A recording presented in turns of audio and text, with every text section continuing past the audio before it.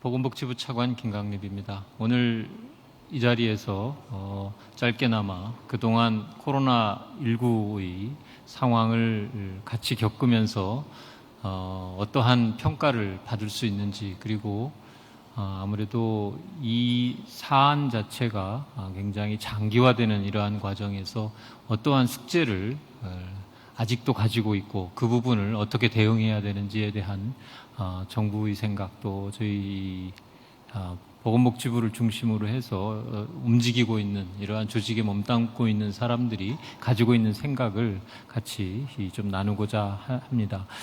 그 굉장히 어려운 시기에 어려운 자리를 만들어 주신 연합뉴스에 먼저 감사를 드립니다. 쉽지 않은 주제고, 또 아마 이 행사를 조직하는 것 자체가 코로나19의 감염 상황 속에서 쉽지 않으셨으리라고 생각을 합니다.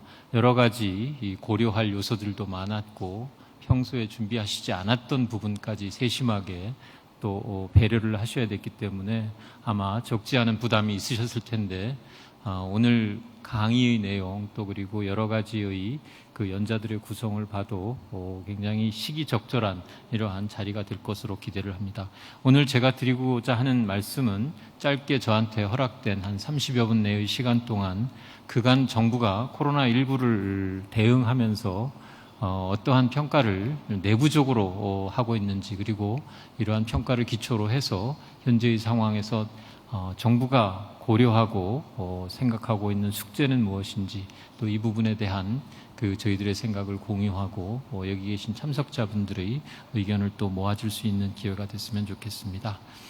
먼저 코로나19의 특성과 영향력에 대해서 이제는 거의 이 모든 국민들께서 잘 알고 계시라고 생각을 합니다만, 간단하게 말씀을 좀 드리도록 하겠습니다. 코로나19는 그동안 코로나 계열의 몇 가지 바이러스에 의한 감염병이 있었는데, 이전에 저희가 경험하고 겪었던, 거쳐왔던 그런 바이러스에 의한 감염병과는 좀 다른 특성을 가지고 있습니다. 가장 큰 특성 중에 하나가 무증상에 의한 전파가 전체 임상 데이터를 분석을 해보면 약 한 40%, 거의 절반 가까이의 환자들이 증상이 채 나타나지 않는 상태에서도 주위에 전파를 시키는 이런 특성을 지니고 있습니다. 이러한 특성은 과거에 이전에 저희가 겪었던 메르스나 사스와 같은 감염병에 있어서는 발열 체크라는 수단을 통해서 확진자에 의한 전파를 효과적으로 차단할 수도 있었던 이러한 수단이 더 이상 유용한 수단이 되기 어려운 이러한 현실을 만들고 있습니다.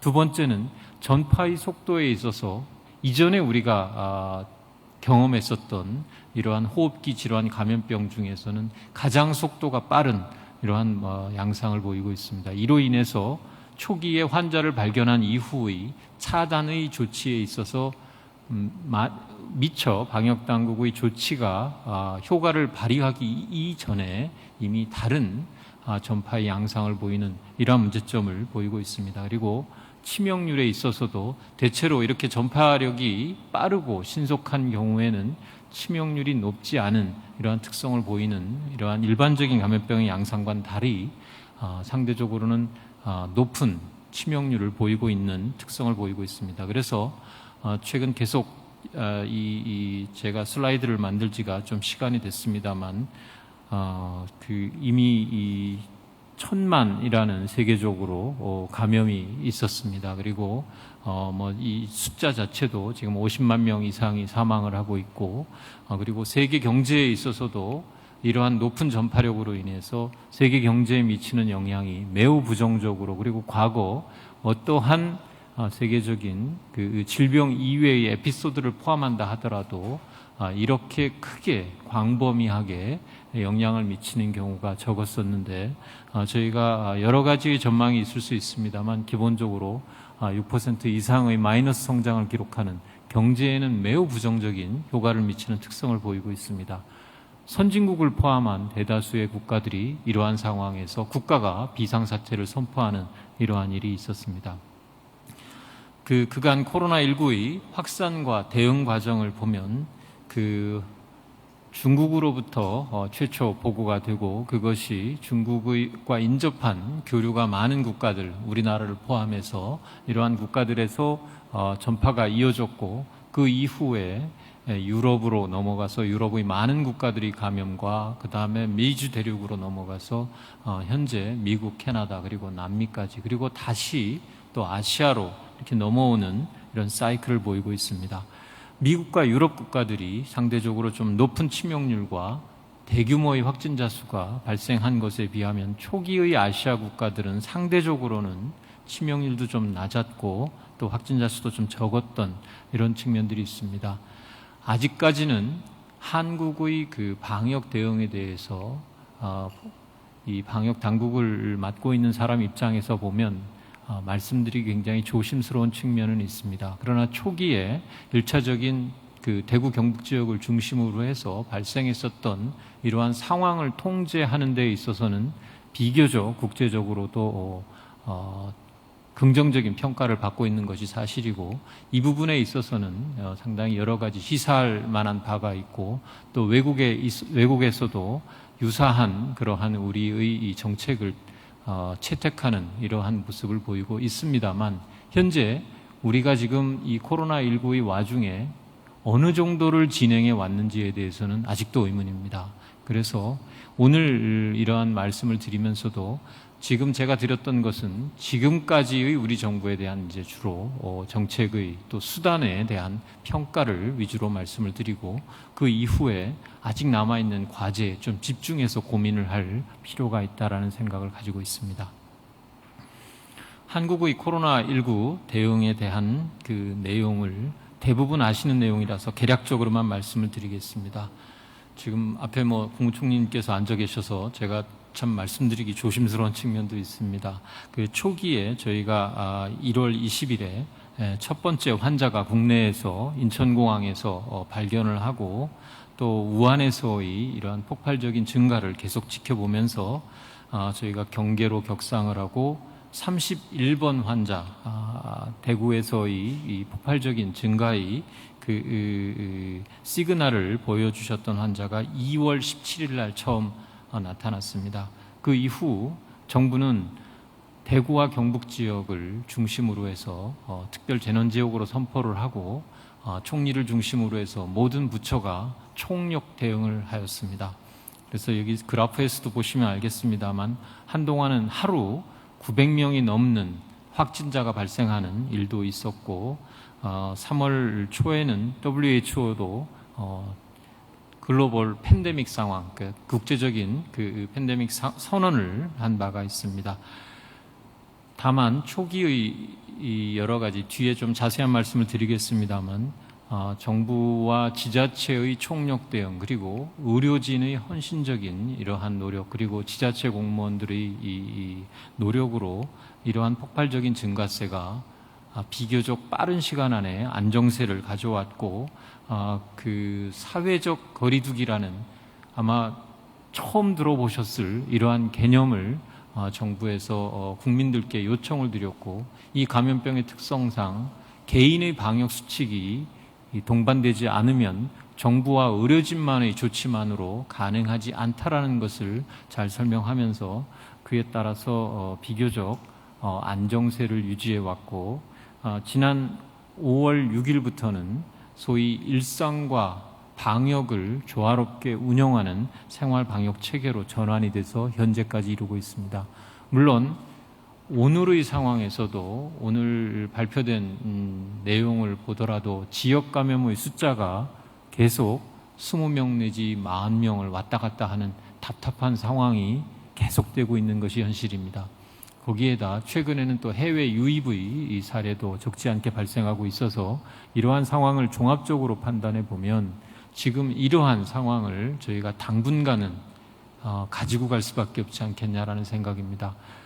방역에 집중을 하고 방역에만 우선을 한다면 저희가 더 낮은 확진자 그리고 확진자 지역 감염을 최소화시킬 수 있는 현실을 만들어낼 수는 있다라고 생각을 합니다.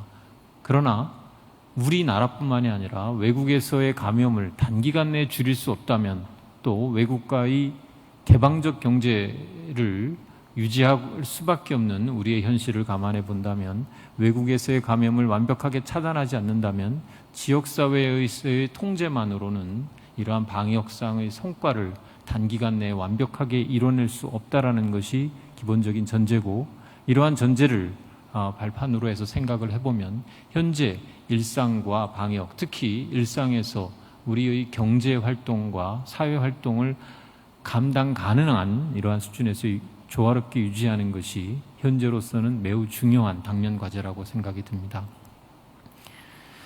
특히 이 과정에서 여러 가지 평가들이 있을 수 있으리라고 봅니다만, 심각 단계 격상 이후에 이러한 책임지고 있는 정부 당국자나 현장에서 종사하고 있는 방역 종사자들이나 의료진과 더불어서 이런 국민들의 이해와 자발적인 참여가 아마 중요한 요인이 아니었나라고 평가를 하고 싶습니다. 시기별로 초기에 1월 20일부터 2월 초까지는 감염병 단계가 이제 주의에서 경계로 격상되면서 초기에 여러 가지 새로운 조치들이 취해졌습니다. 이때는 비교적 중국 입국자를 중심으로 해서 완만한 증가가 있었습니다만, 특별 입국 절차라든지 또 자가진단 앱을 설치를 하는 이러한 부분들, 그리고 무엇보다도 초기에 대규모의 진단 검사를 단기간 내에 대량으로 할 수 있는 역량을 키운 것이 초기에 굉장히 중요한 요소가 아니었나라고 판단을 하고 있습니다. 그리고 초기부터 정부의 브리핑을 오전과 오후로 나누어서, 오전에는 지원을 담당하고 있는 중대본에서 브리핑을 하고, 오후에는 직접 이 방역 조치를 담당하는 질병관리본부가 이런 두 차례의 브리핑을 통해서 투명하고 신속한 정보 공개를 통해서 국민들께서 현상을 정확하게 이해하고 자발적인 방역 조치를 스스로 취할 수 있도록 이런 소위 국민들의, 스마트한 국민들의 선택과 판단에 의해서 방역을 이끌어가는 이런 체계를 초기부터 유지를 했습니다. 대구 경북 지역의 급격한 감염 확산에 있었던 2월 19일부터 3월 10일까지의 이 시기가 정부로서는 매우 사실은 힘들고 어려운 시기였던 것은 분명합니다. 총리를 중심으로 한 정부 전체의 총력적인 대응과 지자체의 헌신적인 노력이, 또 그리고 지역 주민들의 자발적인 참여가 무엇보다도 빛났던 시기라고 생각을 합니다. 대구 청도를 특별관리 지역으로 지정을 하고, 아마 우리나라 감염병 역사상 처음으로 1급 감염병을 병원이 아닌, 의료기관이 아닌 곳에서 이렇게 치료를 했었던 생활치료센터의 이런 인프라를 도입을 했었던 시기입니다. 또 강력한 사회적 거리두기를 통해서 다른 지역으로의 급격한 확산을 효과적으로 차단할 수 있었던 것도 의미 있는 상황이라고 생각을 합니다. 현재까지 그 이후로 3월 11일부터 지금까지는 일일 확진자가, 특히 지역에서의 확진자 수가 의미가 있다라고 생각을 합니다만, 20명 내지 30명 정도의 수준으로 계속 통제 가능한 범위 내에서 유지가 되고 있습니다. 이 시기에 특히 초점을 기울였던 사안은 위험도가 높은 집단 시설에 대한 전수조사를 통해서 사전적으로, 특히 위험이 높다라고 판단되는 노인 요양시설이나 정신질환 시설에 대한 이러한 전수조사와 선제적인 방역 조치 등을 진행을 하고, 지금은 현재 장기화에 대비한 여러 가지 조치들을 취하고 있습니다. 이러한 진행에 있어서 몇 가지 핵심적인 평가할 만한 요소들이 있다라고 생각을 하는데, 크게 보면 혁신과 또 그리고 유연성 있는 대응, 그리고 가버넌스 구조에 있어서 이전 감염병에 비해서는 좀 정부 전체가 총체적으로 대응했던 문제, 그리고 다른 어떤 나라와 달리 이러한 봉쇄라는 극단적인 수단 없이 포용을 통해서 함께 이러한 코로나19의 상황을 진행시켰었던 이러한 점이 매우 특색 있는 점이라고 생각을 합니다. 이러한 선택을 할 수 있었던 배경에는 우리나라의 건강보험 제도를 포함한, 또 그리고 보건 의료진과 의료기관들의 우수한 이러한 역량을 갖추고 있던 점, 그리고 ICT 기술을 포함해서 일부 정보통신 기술의 우수성, 그리고 무엇보다도 정확한 정보를 소통하고 받아들이면서 국민들께서 성숙한 시민의식을 바탕으로 자발적인 행동과 참여를 해주셨던 점이 바탕이 되지 않았나 싶습니다. 조금 구체적으로 몇 가지 사례를 가지고 설명을 드리면, 혁신적인 측면에서는 새로운 기술이나 창의성을 결합한 이러한 측면들이 있습니다. 가장 대표적인 예가 진단검사에 있어서 AI, 인공지능을 활용을 해서 신속한 진단검사 기술을 개발한 측면입니다. 진단검사 키트를 대규모로 저희가 공급할 수 있는 역량을 초기부터 갖게 된 것은 하루 약 한 2만 명 정도의 진단검사가 비교적 빠른 시간 안에 가능했었던 것이 초기에 확진자를 선제적으로 발굴해내고 또 그를 통해서 대규모의 확산을 초기부터 차단할 수 있는데 큰 힘이 되었다고 생각을 합니다. 또 이 진단검사 키트만 있다 그래서 검사가 가능한 것이 아니라 이 검체를 검사가 필요한 분들로부터 채취하는 것도 굉장히 어려운 숙제였습니다. 이 방호복을 입고 채취를 하고 나서 또 다시 그 방호복을 갈아입고 소독을 하고 환기를 시키고 이러한 절차에 평균적으로 30분 이상이 소요가 됐었기 때문에 사실은 대규모의 검사가 필요한 상황에서는 이 진단키트와 같은 의료기기가 문제가 아니라 얼마나 많은 검체를 단시간 내에 효과적으로 채취할 수 있는가 하는 것이 숙제였는데, 그런 점에 있어서 소위 승용차를 타고 이동하면서 검사를 하는 방법이나 걸어가면서 이동을 하면서 하는 이러한 방식 등을 창의적으로 좀 적용했던 것이 효과가 있었다라고 생각을 합니다. 그 이외에도 여러 가지 ICT 기술을 활용을 하고 우리나라의 그 선진적인 이러한 정보통신 기술을 활용했었던 자가진단 앱이라든지 GPS와 같은 또 그리고 신용 정보를 통해서 역학조사를 했었던 점이 특이한 점이라고 생각을 합니다. 검역에 있어서도 입국 금지라는 가장 최후에 선택할 수 있는 극단적인 조치보다는 특별입국 절차를 통해서 들어오는 그 입국객을 신원정보 그리고 연락정보를 정확하게 활용을 해서 최대한 꼭 필요한 교류가 이루어질 수 있는 여건을 갖추면서 검역을 진행했었던 것도 하나의 이 특성이라고 생각을 합니다. 두 번째의 특징으로는 이번 일을 겪으면서 매우 신축적인 법령과 제도의 해석과 적용이 있었습니다. 물론 안정적인 상황이라면 가장 국민들에게 영향을 미치는 여러 가지 제도들은 법령에 의해서 누구나 쉽게 예측 가능하게 법령에 근거해서 엄격하게 해석이 되고 적용될 필요가 있습니다만, 워낙 초유의 사태였고 한 번도 경험해 보지 못한 일을 겪었기 때문에 각종 법령 해석에 있어서도 매우 유연한 자세를 보였습니다. 이러한 것이 정부 내에서 가능했던 그 배경에는 적극행정이라는 제도를 통해서 법령의 보다 한목적적인 해석이 가능하도록 이렇게 진행을 했었는데, 가장 대표적인 것이 아마 생활치료센터의 처음에 운용이라고 생각을 합니다. 감염병 예방법에 의하면 일종 감염병은 의료기관에서 치료를 하도록 되어 있습니다. 이 부분이 경증 환자에 있어서 이분들을 다른 곳에서 관리할 수 있도록 이렇게 확대 적용함으로써 의료체계 전체의 붕괴를 막을 수 있었던 큰 힘이 되었다라고 평가를 하고 싶습니다.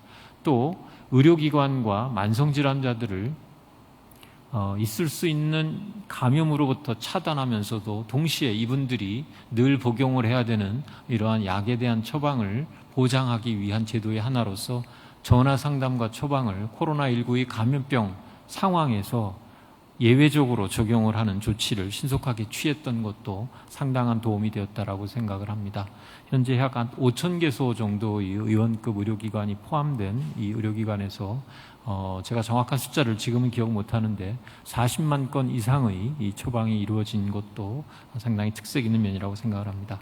진단키트를 개발하고 승인하는 데 있어서도 긴급 승인 제도를 식의학처 그리고 질병관리본부가 협력해서 조기에 출시할 수 있도록 했습니다. 그리고 진단 시약의 경우에 있어서도 정부가 일정량의 구매를 보증함으로써 초기에 기업들이 또 상당히 영세한 기업들이 이 초기에 참여를 했었기 때문에 적어도 판매에 대한 부담 없이 이 생산을 할 수 있는 이러한 길을 열 수 있었던 것도 상당히 의미 있는 특색이라고 생각을 합니다.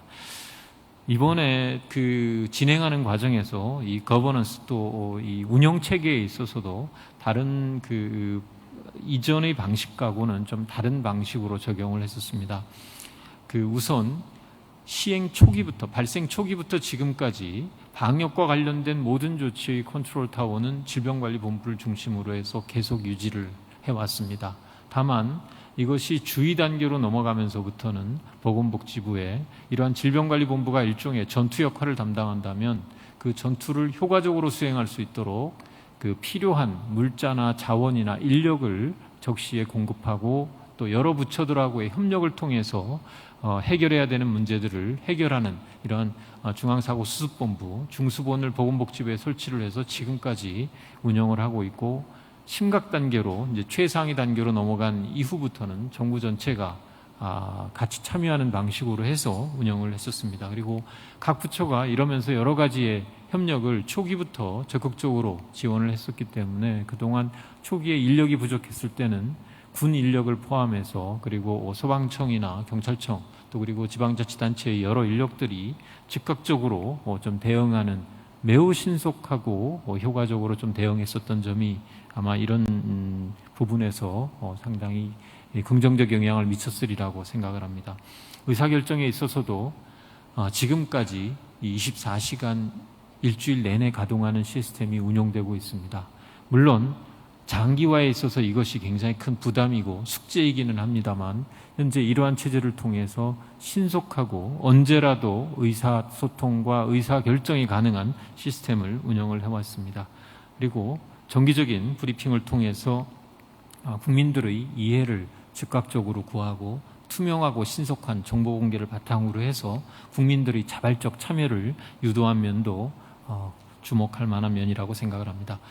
마지막으로는 국내의 공동체뿐만이 아니라 국제사회와도 최대한 차단과 배제보다는 포용을 통해서 그 연대를 통한 방역 조치를 취했다라는 점을 말씀드리고 싶습니다.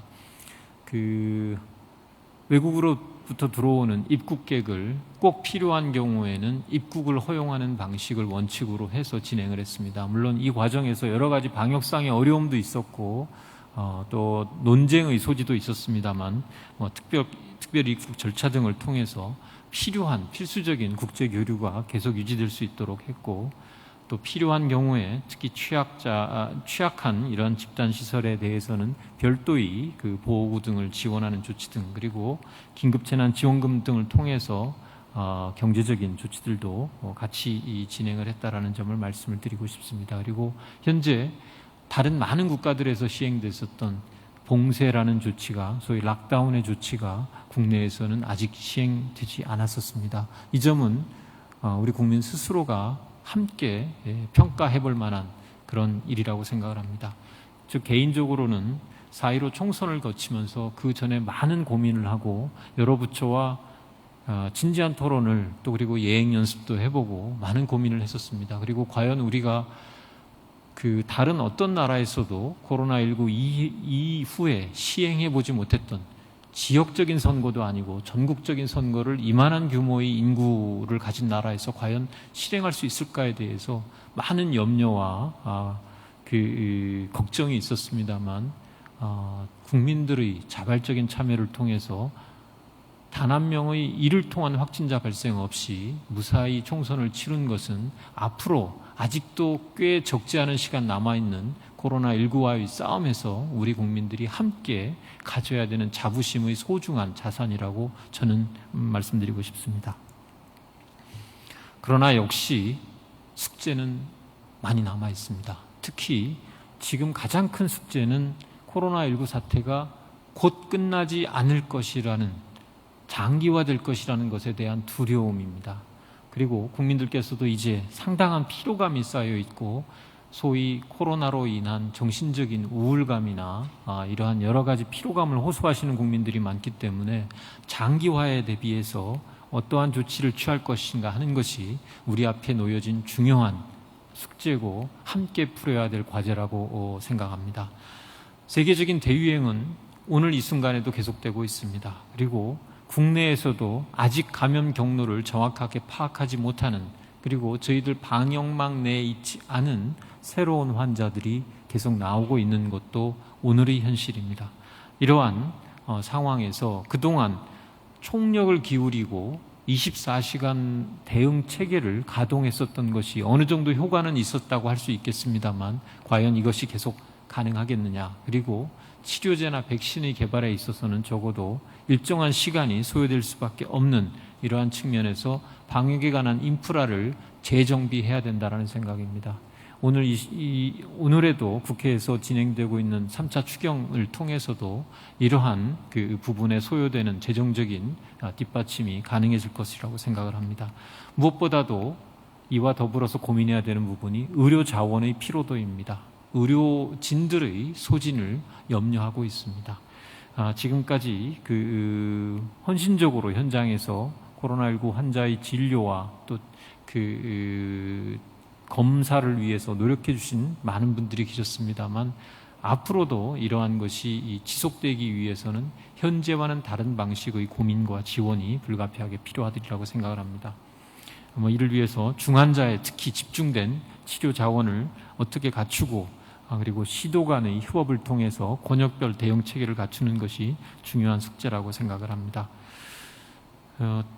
그와 더불어 감염병 대응에 대한 조직을 지금 국회에서도 법을 통해서 질병관리본부를 청으로 승격하는 안 이러한 것들이 논의가 되고 있습니다만 이를 통해서 지금 우리가 좀 부족했었다라고 생각을 하고 있는 지자체의 그 방역 역량과 중앙의 방역 역량을 보다 유기적으로 어떻게 연결시킬 수 있을 것인가, 그리고 현재 컨트롤 타워로서 질병관리본부가 가지고 있는 몇 가지 아쉬운 점을 단기간 내에 어떻게 보강해낼 것이냐, 그리고 보건복지부의 조직이 이러한 특히 방역 조치에 있어서 필요한 부분을 뒤에서 어떻게 지원하고 협력하게 할 것인가 하는 부분에 대한 숙제가 필요하다고 생각을 합니다. 그리고 치료제, 백신과 개발에 있어서는 정부 차원의 지원단이 이미 발족을 해서 운영을 하고 있습니다만 여러 가지 제한 상황이 많은 것이 현실입니다. 일상적으로 본다면 백신 개발에 있어서 절대 짧은 시간 안에 이러한 것이 가능하리라고 보지는 않습니다. 그러나 정부가 또 그리고 우리 기업들이 가지고 있는 역량을 총동원하고 또 한편에서는 국내의 개발뿐만이 아니라 국제적인 개발 동향에 대해서도 귀 기울이면서 국제적인 개발의 성과물이 국내에서도 누려질 수 있는 그러한 그 기회를 확보하기 위해서 저희는 국내적인 노력과 더불어 국제적인 연대에 있어서도 같이 노력하고 있다는 말씀을 드립니다. 법령 매뉴얼의 정비도 필요한 부분입니다. 그리고 마지막으로는 공공의료에 대한 인프라 확충을 좀 통해서 현재 부족한 몇 가지의 그 숙제들을 같이 풀어나가야 된다는 생각입니다. 제가 전문적인 강사가 아니라서 시간을 맞춰서 이렇게 말씀을 드리는데 상당히 어려움을 겪고 있습니다. 지금 한 30분 정도가 저한테 주어진 시간이라고 말씀을 드렸습니다. 제가 마지막으로 간단하게 말씀을 좀 드리고 제 말씀은 마무리하고자 합니다. 그동안 무엇보다도 국민들께서 이해해 주시고 적극 동참해 주시고 힘을 합쳐 주신 덕분에 이러한 통제 가능한 상황을 유지하고 있다라고 생각을 합니다. 거기에 더해서 현장에서의 의료진과 방역 종사자들의 정말 눈물겨운 헌신과 노력이 없었다면 우리가 이러한 평가를 하기는 쉽지 않을 거라고 생각을 합니다. 다만 거듭 말씀드리지만 지금 저희가 너무 빠른 시간 안에 이러한 우리 방역 체계에 대한 성과를 평가하는 것은 아직은 시기상조라고 생각을 합니다. 지금 온 길보다 가야 될 길이 더 많이 남아있지 않느냐라는 걱정을 하고 있는 것이 솔직한 저희 생각입니다. 그렇다면 앞으로 장기화의 과정에서 성공적으로 그리고 자원을 최대한 효과적으로 효율적으로 활용하면서 우리가 이 코로나19의 위기를 슬기롭게 극복하기 위해서는 정부와 지자체 그리고 의료진만의 노력만으로는 불가능합니다. 무엇보다도 국민 개개인이 지켜야 되는 여러 가지 방역수칙을 철저히 지키는 것이 아니면 어떠한 막대한 재원이 또 자원이 투입되더라도 이 사태를 효과적으로 이겨낼 수는 없다고 생각을 합니다. 그런 측면에서 늘 저희가 방역 당국자들이 브리핑 때마다 강조하는 3밀, 밀집, 밀폐, 밀접 이 세 가지를 줄이기 위한 노력을 고민해 주시면 좋겠습니다. 가장 쉬운 수단은 마스크를 제대로 잘 쓰시고 그 오염의 주요한 수단인 손의 위생을 신경 써 주시기 바랍니다. 그리고 적절한 거리두기와 또 이 시설이나 공동체를 관할하시는 분은 적절한 소독과 환기와 같은 기본적인 조치만 잘 이뤄낸다 하더라도 의료진과 정부 당국자의 정부 담당자들, 지자체 공무원들의 피로도를 대폭 낮추면서 우리가 이 위기를 슬기롭게 벗어날 수 있으리라고 생각을 합니다. 감사합니다.